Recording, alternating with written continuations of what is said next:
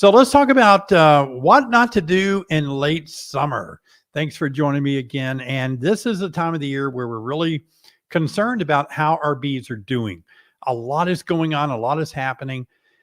Whether you're an experienced beekeeper or you're brand new to beekeeping, right now, it's kind of like where we have to make really important decisions. We can't wait much longer to kind of pull this whole thing together.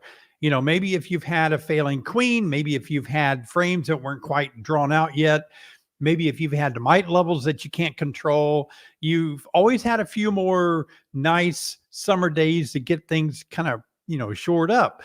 But now that's running out. And now we're kind of like, we don't want to get in panic mode. We don't want to be out there in September trying to make this work. So we have to start planning ahead now. But there's some things that you just don't want to do in late summer. Let's jump right into them. What not to do? Do not let your guard down.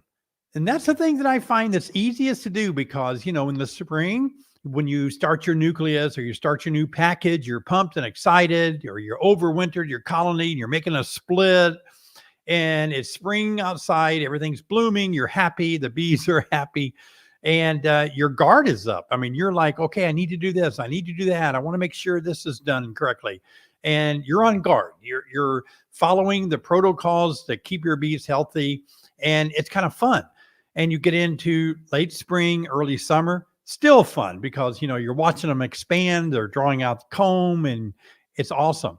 And you get into midsummer, and it's still fun because now you got some honey to deal with. And maybe I'll take some honey off my hive. Maybe I'll bottle some honey.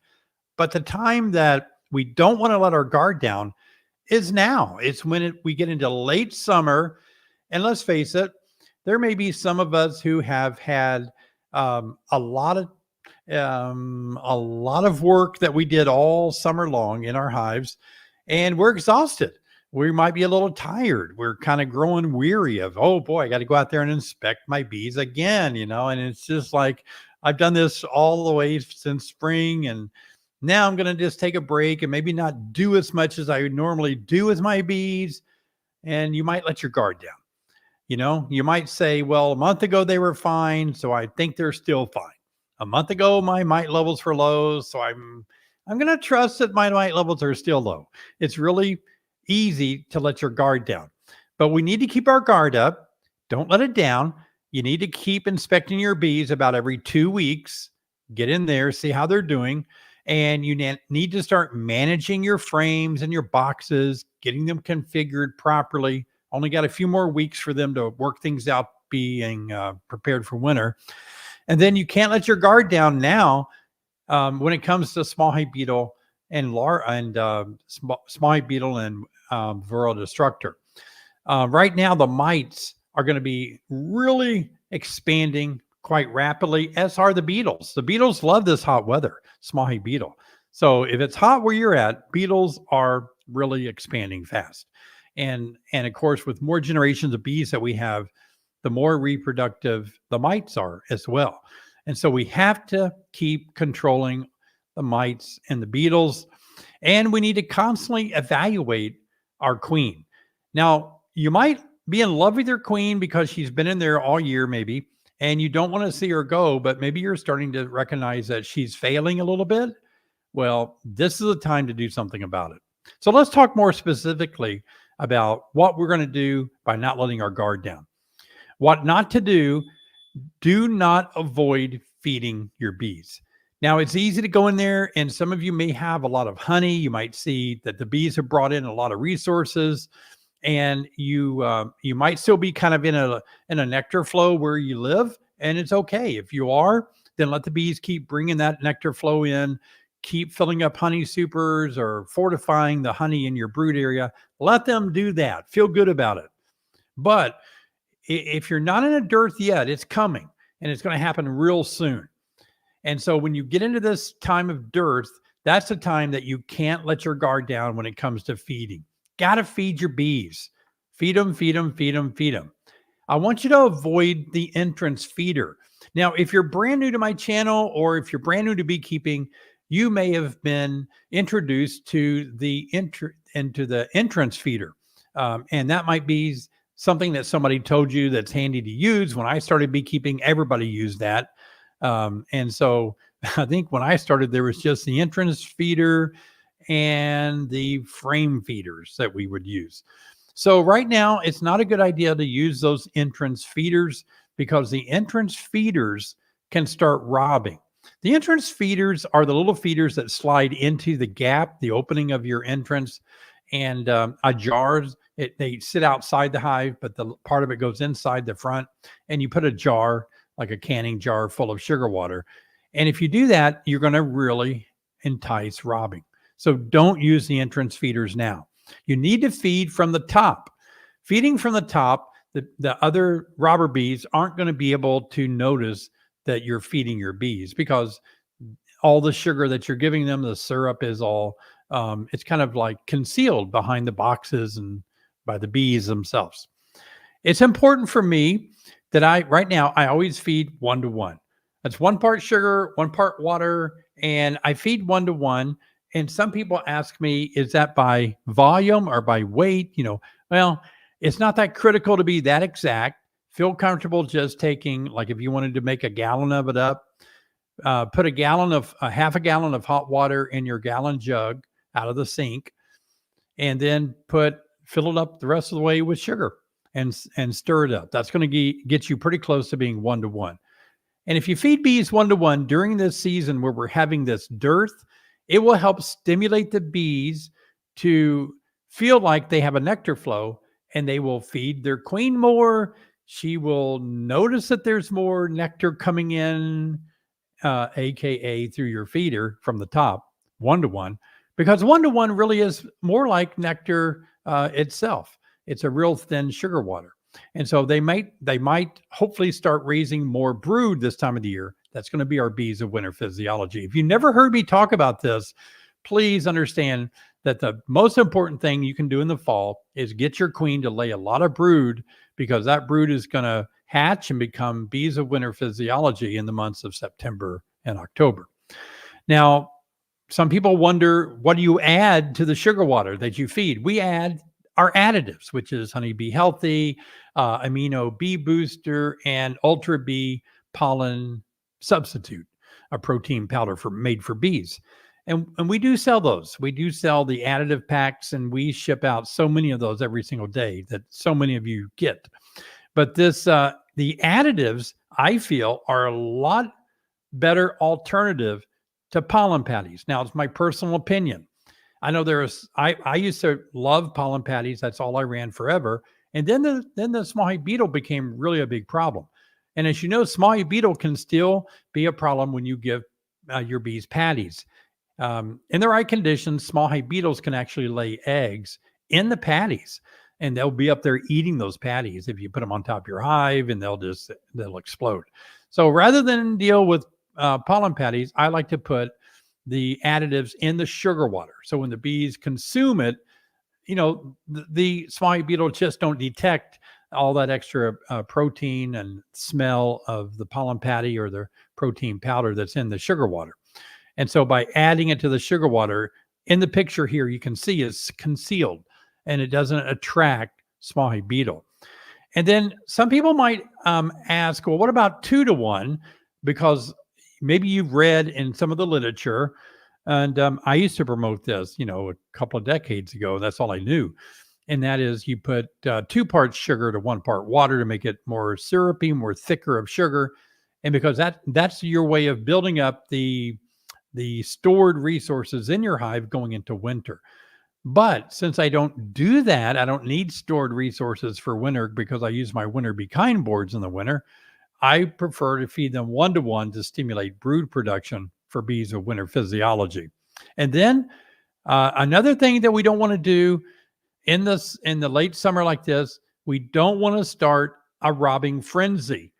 Now, a lot of you may never have experienced a robbing frenzy in your hive yet. And if you haven't, you aren't really mindful. You're not aware of how tragic and horrible this is.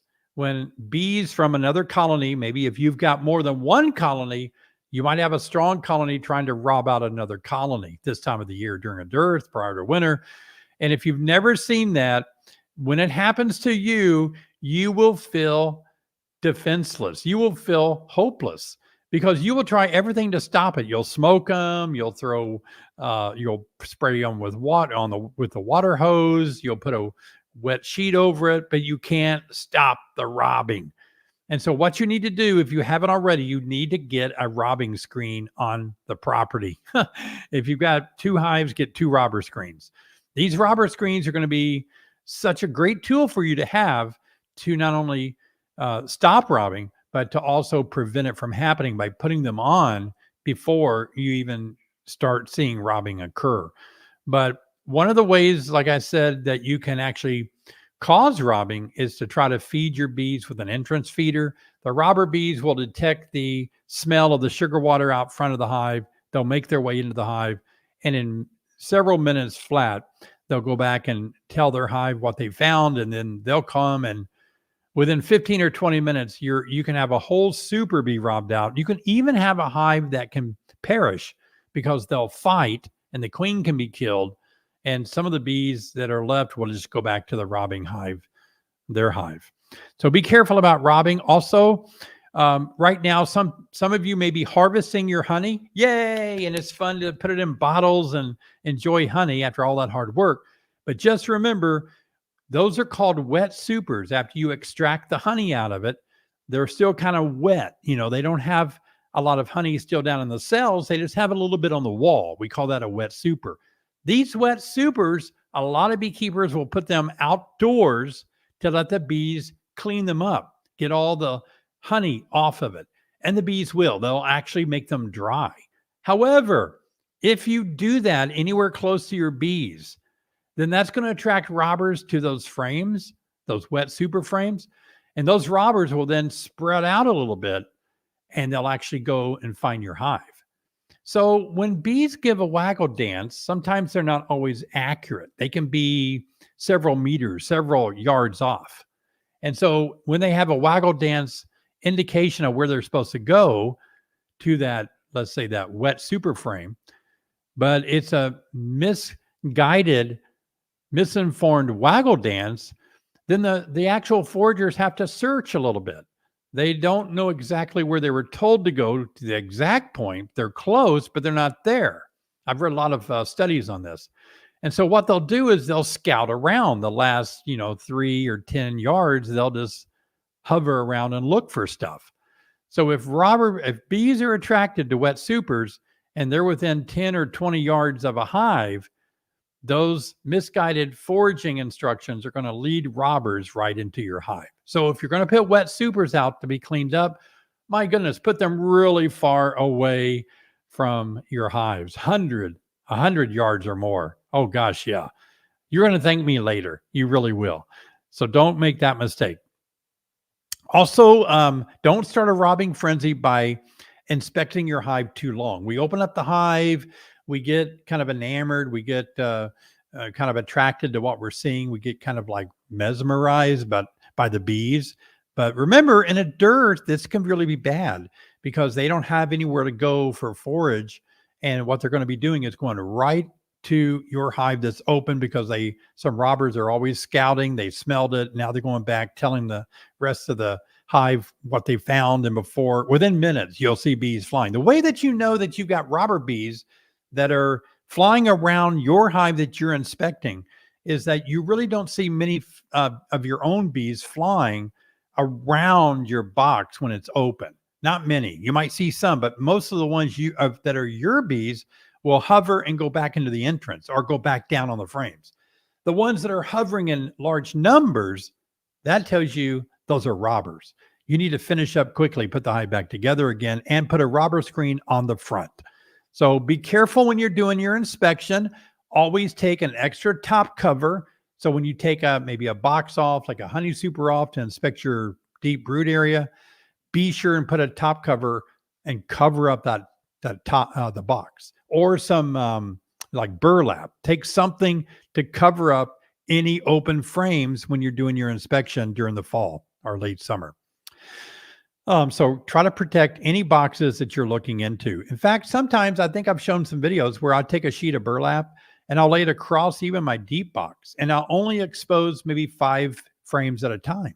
And I'll work those 5 frames and then reverse the cloth so it covers up the ones I just looked at, but now I can look at the other 5 frames, and I just don't have as much of the smell of the hive coming out. So those are some great tips. Remember, robbing. I want to talk about robbing and feeding from the top, because I've heard people say they don't like giving their bees. Here's some right here. They're concerned about giving their bees some honey. What is that called? Oh yeah, it's Honey Bee Healthy. I've always lived by Honey Bee Healthy. I love this so much. It does help my bees to eat more of the sugar water. Some people say if you give it to them, it can actually start the bees robbing. Bees are attracted to this lemon type smell. Indeed, they are. That's why I think it's best if you feed from the top, because this smell, if it's in a jar and they're only being able to put their proboscis through the little jar lid holes and suck it into their honey crop, then there's not a lot of smell to even if it has honeybee healthy in it. So it reduces what they're smelling. If you have a big top feeder that's an open reservoir and you've added this to it, well, yeah, you've got a lot of fluid up there that's generating a lot of odor. Or if you have an entrance feeder. So that's why I think it's better to jar feed them for sure. So I don't have any problem. I've always used this in my top feeders, but again, I top feed with jars with holes in them to prevent robbing from happening. Okay, what not to do? Do not ignore mites. Now, I know beekeepers have got to be getting tired of hearing about mites. Mites. That's all we hear. That's all the books, all the conferences. Everybody's trying to get us to buy more mite treatments, more mite tools to treat for mites. It's just mites. You got to be tired of it. But I just want to kind of swing back around and revisit that right now is not the time to let your guard down when it comes to the Varroa destructor, because they're going to be at their most reproductive time right now. Your bees are going to start slowing down their reproduction, but the mites are at their height in the months of August, September. So this is an important time for all of us to keep testing for mites using the alcohol wash, or if you're opposed to killing bees, then certainly you can use a powdered sugar test. You might have to add 1 or 2 mites to the count if it's a little bit off, because we feel like the alcohol wash is more accurate. And then based on those results, if you have 2 to 3 mites per 100 bees, you're kind of okay. But about anything over that, you need to treat. And so your course of treatment is up to you. I know a lot of you right now and in the past have left a lot of comments in my live stream. How do I treat? Should I use Apiary? Should I use, Formic Pro? Should I use oxalic acid? What should I be doing with my bees? How should I treat them? And the reason that's not an easy question to answer is basically because to answer that, there's too many things that have to be known. Where do you live? What is the temperature during your treatment? Do you have honey supers on or off? How many bees are in the hive? A lot of these treatments require you to have X number of frames of brood. And so and the list goes on of these conditions, and some of these have to be left on a certain given time, 42 days versus 10 days. I mean, it goes on, So that's why you just can't answer that. I know people just want me to say, do this treatment, do it now. But I don't know what your hive configuration is. I don't know what your temperatures are. I don't know if you have honey supers on. It just lists. The best thing, though, that describes the answer to all of these questions you have about treatment is actually the product itself. The product label, or the information that comes with, like Formic Pro. They have a nice booklet they include. But the best place is the website, whether it's Apiary, there's oxalic, or Formic Pro. They all have websites, and they have frequently asked questions on their website. It's better to take information from the website than a Facebook group or me or someone else down the road, because you're going to get an answer from the people that created and make this product to treat for mites. So it's a responsible task that you have to undertake as a beekeeper to do your own research, Look over all the available treatment options and use your critical thinking skills and say, aha, based on my hive, my temperature, my philosophy about mites, this treatment right here is going to be the best for me. So if it all sounds too confusing, it's not. It's very simple. I mean, we don't have that many approaches to treatments, but you do need to test first. Now, a question I get asked a lot is, why can't I just treat? Why do I have to test first? Can't I just treat knowing they're in there? You could. And I like what Dr. David Peck said one time on our live stream. He said, if you're absolutely against testing for mites, then yeah, go ahead and treat. But the preferred way is to test first to know if you need to spend the money, because these treatments aren't cheap at all. And then to know, and then after you treat, you need to test again after 10 days or 2 weeks. You need to test again to see if the treatment did indeed work. Did the mite levels drop? So that's going to be the critical part right now. All hands on deck, red alert. Mites are increasing in size, spreading more viruses. They're going to take out your bees. Now, what not to do? Don't take too much honey. This is a big question right now. People want to harvest the honey. They want to put it in a show. They want to put it in a state fair. They want to sell it at a farmer's market booth or something. They're wanting to take that honey. They're making money selling honey, $10 a pound or more. So they're ready to harvest a lot of honey. How much can I take off and still leave enough on there for my bees?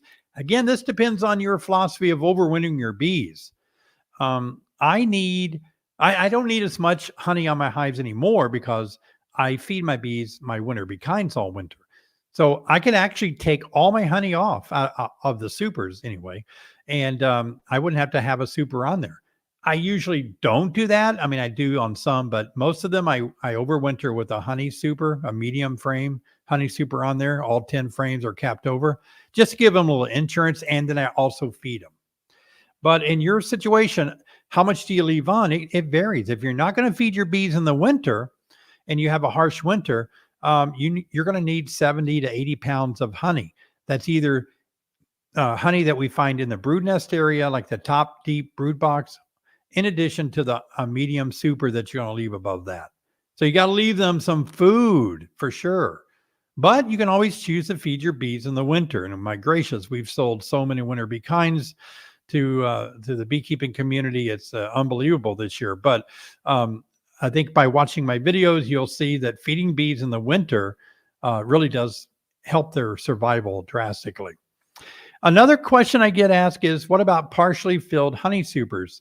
What do I do about those this time of the year? It doesn't seem like they're filling them out.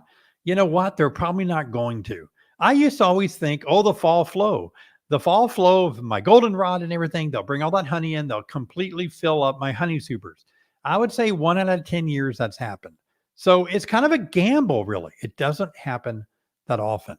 So start now thinking that maybe this isn't going to work, and you don't want to overwinter with just some of those honey super frames filled up in the top, because as the bees move up into it and they find nothing there and you're not feeding them, they'll be stranded and not have any food. So be sure and watch that.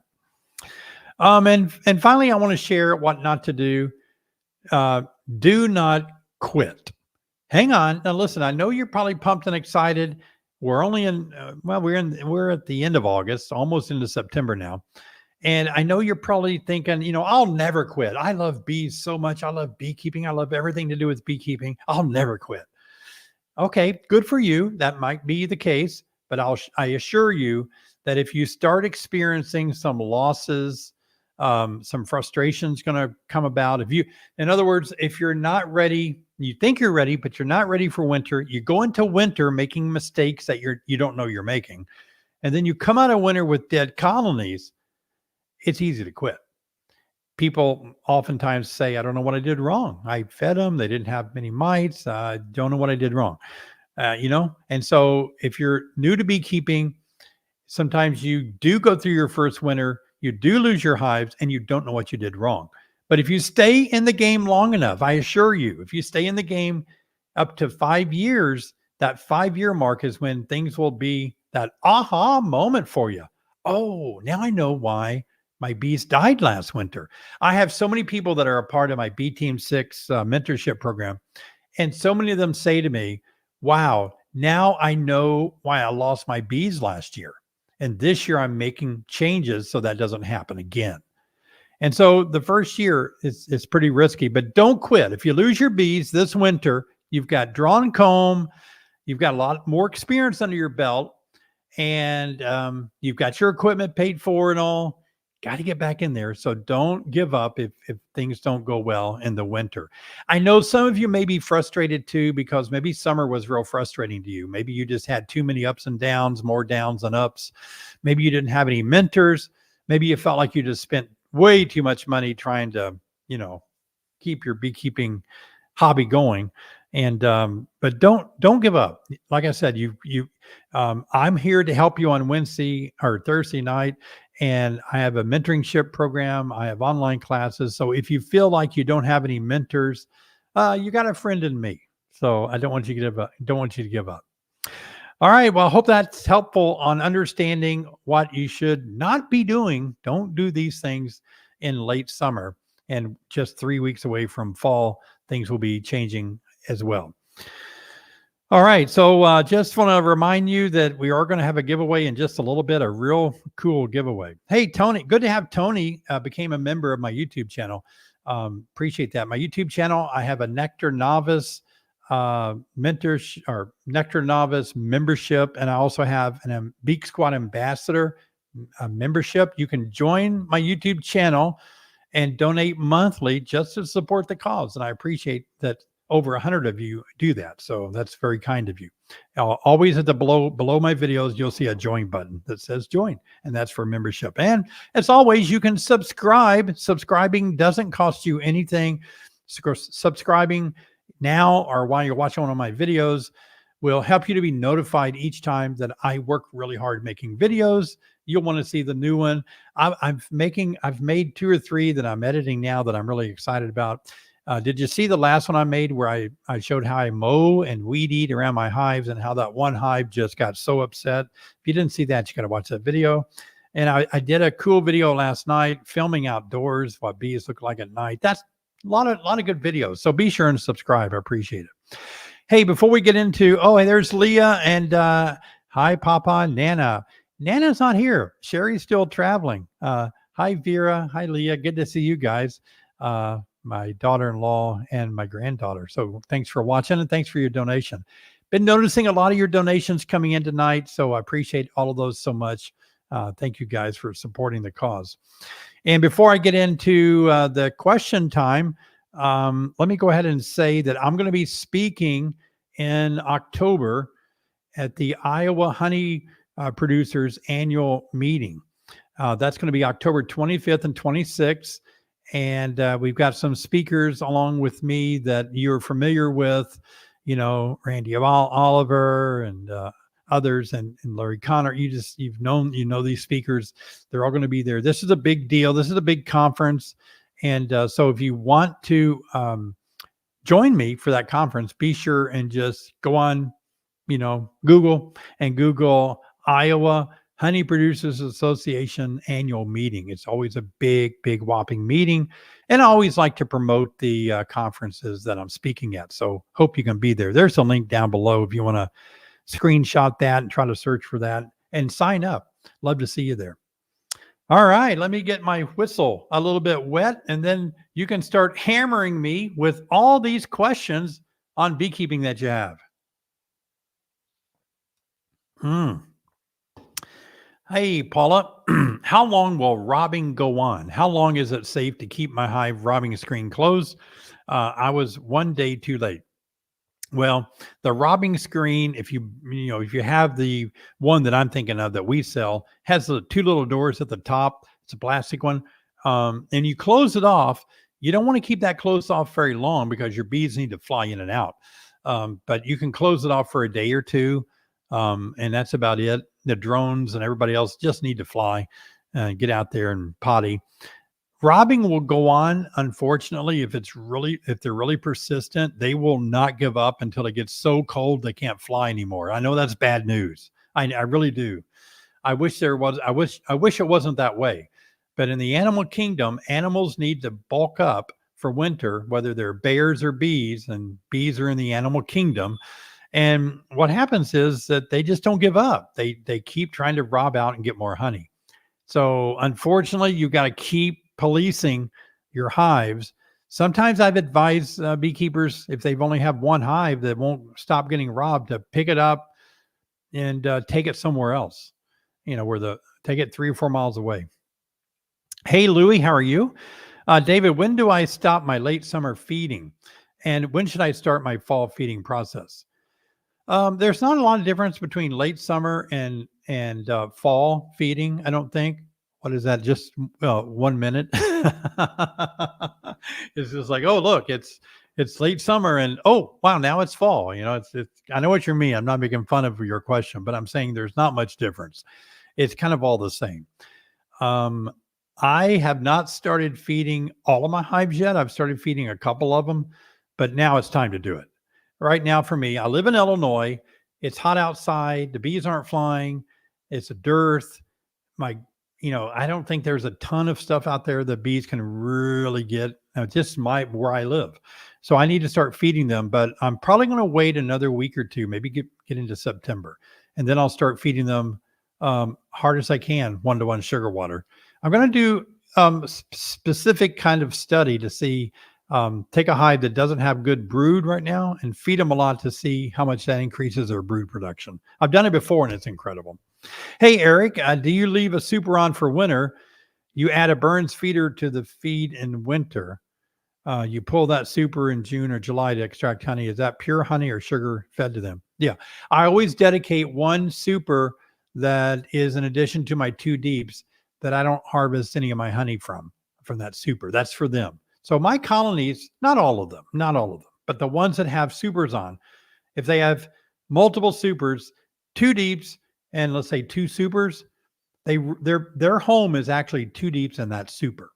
So I leave that on there for them, so I can feed them with that honey super on there. But I'd say the majority of my hives, I don't always overwinter with that extra super on there. I feed them the winter be kind. So that's a call. That's your call based on where you live. If you want to do that or not, it's your own decision. Yeah. Kind of all depends on what your winters are like. Some winters I wish I had, 2 supers on there and feed them. It's so cold. Wow. Well, thank you for your $5 donation. Good to see you on there. Again, always nice to have you. Yeah. Hi, Glenn. I inspected my hives. I had one that had more drone brood than what I would expect. How do I know what is too much? I'm in the Houston area. Thanks. It sounds like and that you feel like that's too much. However, it depends on the frame. I made a video last week or week before where I had a frame that didn't have any foundation in it, and they turned that whole frameless or foundationless frame into drone brood. So it depends, right? If you have a green drone comb, you're going to have more drone brood. But if you're in the brood area in the middle where the worker brood should be, and there you're seeing a lot of drone brood smack dab in the middle of where you normally see smooth kept over worker brood, yeah, that's a problem. So in that case, you want to check the quality of your queen. Do you have good laying brood patterns by that queen on other frames? Is she doing okay in other places? If she is, yeah, they're just in a drone mood, I guess. So keep an eye on that. It could be your queen. You just don't want to see it in the brood nest area. My bees are drawing frames. Should I let them draw frames or downsize for winter? Yeah, that's a tough call. I would say, what do you need? What is it that you need? Do you need those drawn frames? If you need them, let them draw them and use them. If they're not going to put anything in them, if you don't have, if they're not going to be used for brood in a deep or honey and a honey super, then you might let them draw it out and then take it off and store it safely for winter, like in a freezer or a very dry place, and use them again in the spring. But that right now, I assure you, that's one of the toughest things that new beekeepers try to deal with. It has been my whole beekeeping career that I've been helping beekeepers. Number one question is, how long do I keep feeding them? They're starting to draw frames out. I don't know what to do. Thank you, Tim, for your donation tonight. I appreciate your super sticker. Thanks for supporting the live stream tonight. Appreciate it. All right, Rick. If I find a weak queen during inspection in late August or early September, isn't it too late to successfully introduce a new queen? It's not too late to successfully introduce one. It can be just a little bit more challenging. That's all. The later the season gets, the more difficult it is for bees to accept a queen replacement. But it's not bad. I mean, they're going to do it if their queen died. They tried anyway, right? And if you find your queen is not laying well, listen. Here's a way to think about it. If you leave her alone and she gets weaker and weaker and either dies or doesn't lay anymore during the winter, now you've got a real big problem going on. You're going to come out of winter with no queen and no brood. Better off to try to replace her now. Absolutely. Yeah, you'll be fine. It'll work. Hey, Jim. Hello from Marshall, Illinois, maybe. We caught a hive swarm yesterday. Really? Wow. Yeah, the swarms happen in the fall. I know. That you brought it home. What should we do to get them ready for winter? We have an extra Burns feeder. Anything else we should do? You know what? If I caught a swarm right now, I would not try to get it through winter. I would never try that. I know our winters are not always as bad as they used to be. You know, we used to get thousands of feet of snow, have to walk to school uphill both ways, barefooted, walking through snow drifts. It used to be that bad. I'm serious. In 1978, we had severe blizzards here in Illinois that we were trapped in our homes. It was so bad. I had a snowmobile. I rescued people. I was 18 years old. But I haven't seen snow like that for a while. But here's the deal. I would take that swarm that I caught and I would strengthen another colony with it. I'd combine it. Yeah, I would. Maybe I'd save the queen in a little mating nook in case I needed her, but I'd combine it. I wouldn't try to overwinter a swarm right now. That'd be rough. You can try it. I mean, it could work. Not saying it can't, but whew. Yeah. Hey, Don. I'm a new subscriber, second-year beekeeper. Well, thank you so much for subscribing. I do appreciate that. Bobblehead David is here, and he's always promoting subscribing with his little subscribe button there. So appreciate it. Second-year beekeeper. Is a bottom deep and medium top adequate for a strong colony for winter? Did you say where you lived? I don't see that. Oh, Pennsylvania. Okay. Yeah, probably. My friend Steve Rapaski in Pennsylvania. He talks a lot about overwintering in single deeps, and people do it. They love it. They do well with it. So yeah, I think that's more than adequate. If you know what you're doing, you're a good beekeeper, got 2 years of experience. So you're not quite at the 5-year mark. But maybe you've learned quickly and you know what you're doing, and keep them fed, keep mite levels low. Thank you, EL, for your super sticker tonight. Appreciate it. Yes. I see many more in the comments as well. So appreciate that. Can you use salt at the base of the hive to control small hive beetle? If so, does it matter? Is it table salt, sea salt, or kosher salt?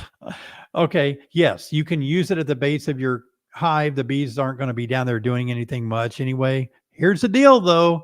Here's where I'm concerned when people ask me that question. Wait a minute. Let me put on my nice face. Oh, yeah, that's a very good question. And this is why I love to answer this question.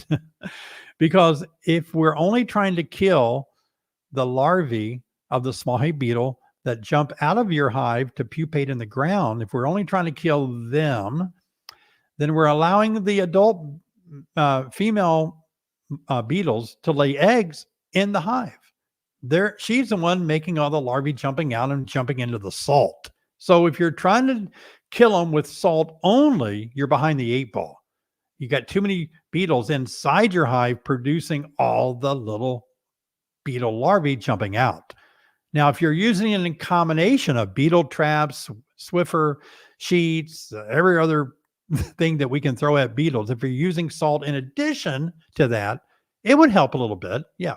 Grub-X. A lot of beekeepers use Grub-X. That helps too. Hey, Mike, Northwest Ohio. Northwest. Okay. Is it bad to feed bees that do not belong to me and maybe wild bees? Possibly, I plan on starting to be colonies or starting two colonies in the spring and figure maybe this is good practice. Oh, yeah, it's not going to hurt anything for you to feed bees. You know what I mean? I mean, bees are going to hummingbird feeders, aren't they? You know what I mean? Bees are going to find sugar. You can't stop animals from getting into sugar. Hey, here's a funny thing. Sherry is traveling, and before she left, she made a cake. It was a good cake, but I'm not a big eater of sweets, believe it or not. I just don't. All my life, I've never eaten a lot of sweets. So like my mom loved sweets, and my mom, I've talked about my mom, she loved to make German chocolate cakes. And she cooked pies and cakes and brownies. She cooked Rice Krispie treats. Leave a comment if you know what Rice Krispie treats are. The woman cooked sweets. I should have been a 10,000-pound young child, but I didn't like them. I would rather eat I know it sounds weird. I liked vegetables. I like fruit. I would ask for more peas, more broccoli, please, more corn, please. They thought I was weird, but I like fruit and vegetables, darn it. So I don't eat a lot of sweets. But anyway, Sherry left that cake, and me and Christian didn't eat it. He's the same way as I am. We don't eat a lot of sweets. I didn't know what to do with it. So we live out in the country, and I've gotten rid of all of my raccoons, fortunately. They were pretty bad. So I don't have any animals around here much anymore. So this isn't a big, what do they call them? 9-inch, 12-inch pan. I threw it out beyond the house, between my house and the field. And it stayed that way for days. But then one day I went out there, it was licked clean. I mean, there wasn't a thing in it. And I don't think it was raccoons. I got rid of all the raccoons. I think it was a deer that came up and licked it. We have a lot of deer that hang out in my yard. Anyway, animals love sugar. So don't worry about feeding your bees or feeding somebody else's bees. Hey, if you want to feed my bees, I would love for you to flip that bill of sugar and feed my bees. Have at it. Yeah. Let's see. Have I answered this? I plan on overwintering 2 deep boxes. Is it possible to feed too much sugar water and they might fill everything up, not leaving the queen room to lay? It's possible. Yeah. Keep an eye on it. Just every single hive can be different, right? Just like my brother liked eating sweets. My sister loved eating sweets. I did not like eating sweets. So every hive is going to be different. So go do it and then see how it goes. Rick, is it better to feed uncapped honey? I have 21.5% moisture level, or feed your sugar feed formula to keep the queen laying. Either one works great. It really does. I don't think 21.5 is bad at all. I would eat 121. I would eat 21.5 for sure. As long as it didn't ferment and get kind of vinegary, I would eat it. But yeah, your bees would love it. You could put it in a feeding jar and use it in the top feeder. When you supplement, do you have problems getting the protein to stay mixed? Yes, not really. So that's why I usually recommend putting 1 teaspoon of protein, Ultra B protein powder in the 1-to-1 sugar water per quart. 1 teaspoon will mix in a lot. I mean, it will turn it brown like you saw in the picture, or orange. That doesn't mean all of it will, but enough of it will. And what doesn't is no big deal. So I wouldn't worry about it. Good questions tonight. I appreciate helping you guys out. Hey, Brandon, first year beak, had a hive with 6 cap frames, decided to harvest 2. Oh, cap 2. Okay, of honey. 2, and wet super them back to them and begin feeding 1-to-1. Okay, makes sense. With additives to try and ramp up before winter. Too soon to feed? Thoughts? You didn't say where you live, did you? You could live in Australia, Canada, Alabama. Boy, let's assume you live where I live. That's all I can answer, I guess. No, if you live here in Illinois, I wouldn't have a problem with what you did at all. No. I like feeding bees, and it sounds like you're right on target. Feed it back to the bees, let them clean up the wet super, start feeding them. That super, if they fill it up, that's going to be sugar water soup, honey. So keep that in mind. We've talked about that already tonight. Wow, we have a lot of people in the live stream tonight. That's amazing. Melissa, Middle Tennessee. Oh, I love Tennessee. I was born in Tennessee. Well, I wasn't born in Tennessee, but I grew up in Tennessee. I was born in Arkansas, Forest City. Some of you may know it as Forest City, Arkansas. I was born there. Grew up in Memphis, Tennessee back in the 60s and 70s. Middle Tennessee, Nashville maybe. Very full bottom deep, not so drawn on second deep. I've moved 3 frames up to top and replaced lesser ones to bottom. Should I keep both over winter? If not, fill out.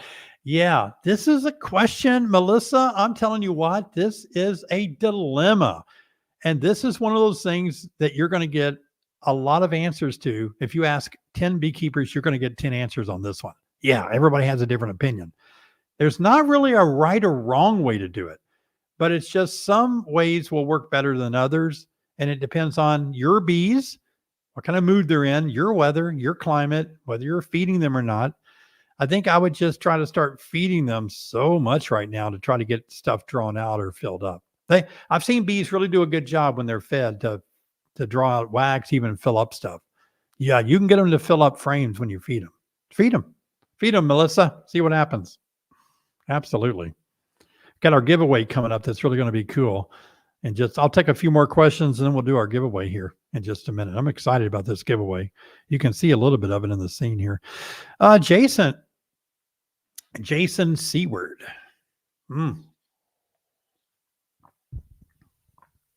Are entrance reducers enough to prevent robbing? Absolutely not. Not at all.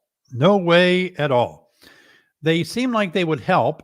And if you leave them on all season and just open them a little bit, it does help. No, it's not going to help at all. You got to use a robber screen. Don't trust the entrance reducer at all. Yeah. I know from experience. Robbers will just go in the smallest hole. That's why they're all around your hive. I've had them rob out a little break. You know how the boxes will break, the joints will break, and there'll be a little 1/4-inch hole in the back. I've had robbers go in there. It's terrible. Oh, Melissa, you're back again. Hi, how often do you inspect the bottom brood box if you see all you need in the upper box? Also, I have a swarm on a tree branch 50 feet up since Monday. Can't go get it. Any hope? Thank you. Yeah. Melissa, on this question about how often should you inspect your bottom deep?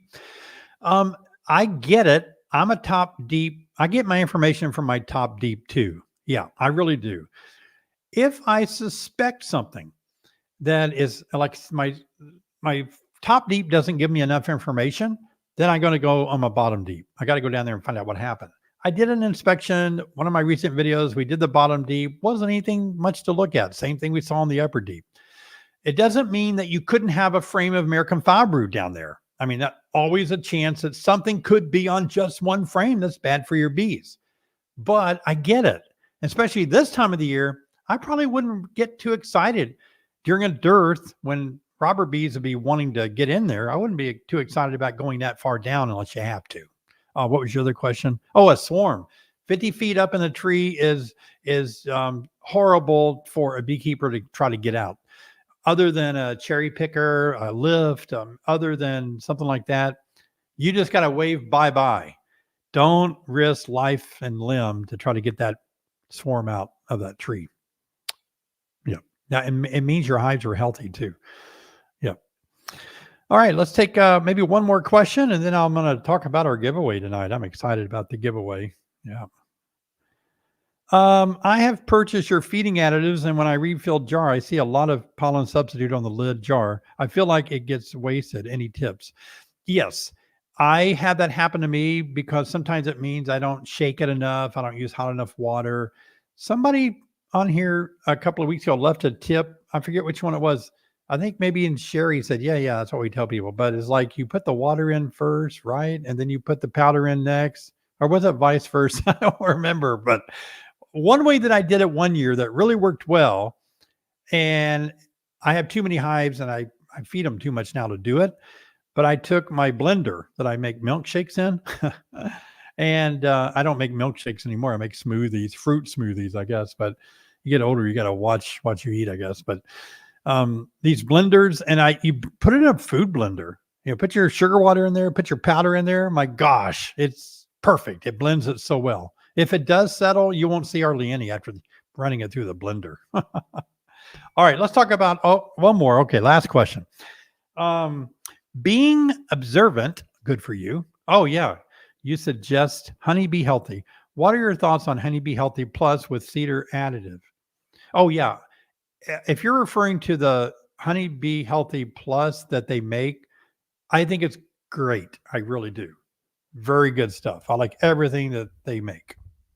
Can't go wrong. All right, let's talk about the giveaway. Are you ready? The giveaway is going to be, it's giveaway time. And you're going to be liking this one. Look at this. Oh, this said it was a paid promotion because I had to click on the paid promotion. I'm not being paid to show you this, but YouTube and the Federal Communication, whatever, they have all these regulations that if somebody gives me something free, even if I give it away, I think that's right, I have to declare it's a paid promotion because it's helping my channel. Oh, I just broke it. No, it's okay. That's crazy. I've talked about that before. And if somebody gives you something for free and you show it on your YouTube channel and you don't say it's a paid promotion and you keep it, you could get in big trouble. Not only you can get in big trouble with the IRS. I mean, you got to declare, if somebody gives you something free, you have to declare the value of it on your taxes. Okay, well, get off of that. So anyway, here it is. Look at this. This is incredible. I think did I drop one piece or did I get them all? I think I got them all. So this is a teaching model that you can use, and it is so cool. It's got all these different things. It comes apart, and you're going to get a chance to win this. It's $68, not counting shipping. So you can take it to a class. These little caps come off.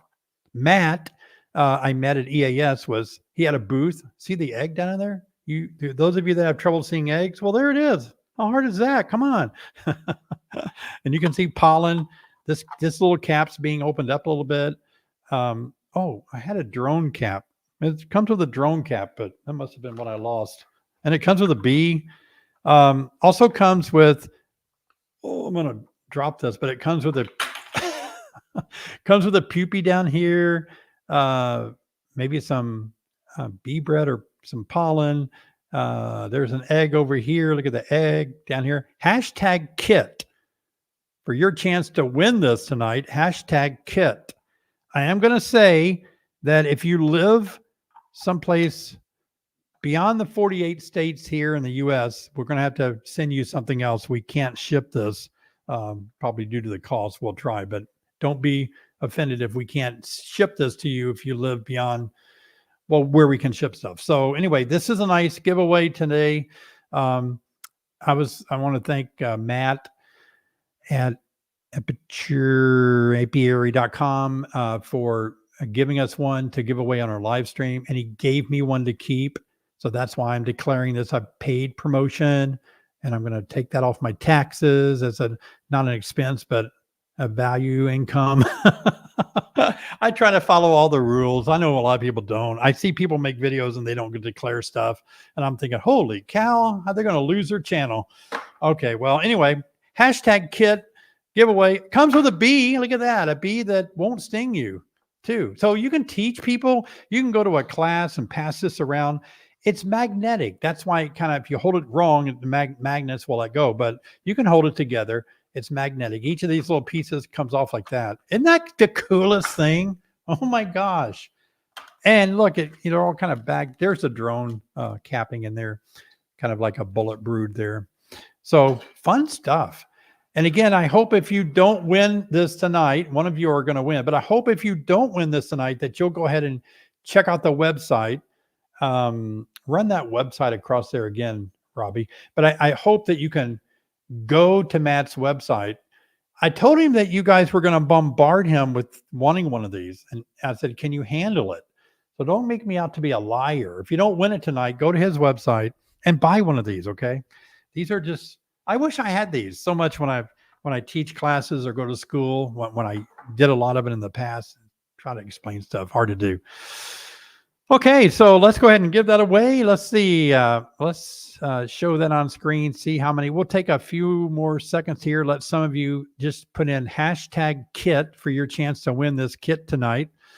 See what we got going on here. Okay, it's hard for me to read. It's a small screen for me, but that's fine. All right, we got people still putting in #kit. This is our giveaway for tonight. You want to win this. All right, Robbie, let's let it roll. Let's see what happens. I want to thank Robbie and Jessica for helping tonight so much. They're part of the Beak Squad team that make all of this happen. Who is going to win tonight? All right. Oh, Patrick Stevenson. Oh, Cindy Sanborn. I don't know her. Cindy, congratulations, Cindy. Cindy, you need to email us within 24 hours at longlanehoneybees@gmail.com with your mailing address so we can ship this to you. Now, let me tell you, Cindy, Sherry's out of town. Don't rely on me getting this to you immediately. Give time for Sherry to get home next week to ship it to you. Can you be so kind to do that? I mean, I'll try, but it's coming. But Sherry is the one that really handles all that really well. Not so much me, but I'll try. All right. Well, good. Thank you, Cindy. Now, good luck, all of you that tried. And again, check out that website. I see it over in the comments. The website to purchase the kit. So say hello to Matt when you order one. Tell him you saw it here on the live stream. I don't get any kickback or anything. I don't want any. But he just sent me these. I didn't have a chance to buy any. He ran out at EAS before I could buy one. So he just shipped me two. Thanks. Appreciate it. Guys, it has been such a pleasure tonight. And I don't know where the time went. You make time go by so quickly. You're going to make an old man out of me, because when I'm with you and we talk, time goes fast. That's why I'm getting old. Oh, gosh. Well, I appreciate all of you so much. And I hope your week is going great. I hope you guys are experiencing good times. I hope life isn't too challenging. I hope life hasn't beaten you down. Let me give you a 60-second talk about life real quick. All of us are very creative. We are all uniquely creative people, and we all have certain types of creative abilities. We're all artists. You're an artist. And sometimes we get so busy in life, washing dishes, taking care of the house, taking care of the kids, working 2 jobs or 3 jobs, and caring for our bees, that we can't be creative. But isn't it fun to be creative? And that's why I love YouTube. I love making videos because it lets me be creative and also help you guys as well. And I hope whatever you're doing, that the artist in you, the creative you, can really come alive. We need you to be creative, whether it's writing or drawing or making videos or, just making cool honey labels. I don't know, whatever your creative ability is. I hope that you can express yourself, because we all benefit when we see you and your creative side. Maybe you're a musician, it's just really neat to see people's skills and their creativity come alive in them. Good for you. So don't let the world beat the you out of you. I mean, we need you, and the world can beat the you out of you. I've never heard that or said that before. It sounds really weird saying it, but now it makes so much sense. Don't let the world beat the you out of you. We need you. I want you to be you. You're going to be the best part of you that you can be, aren't you? All right. Well, good night, everybody. Thanks so much for joining us. And I love you guys. I appreciate you so much. Love you to the moon and back. So I'll see you next time.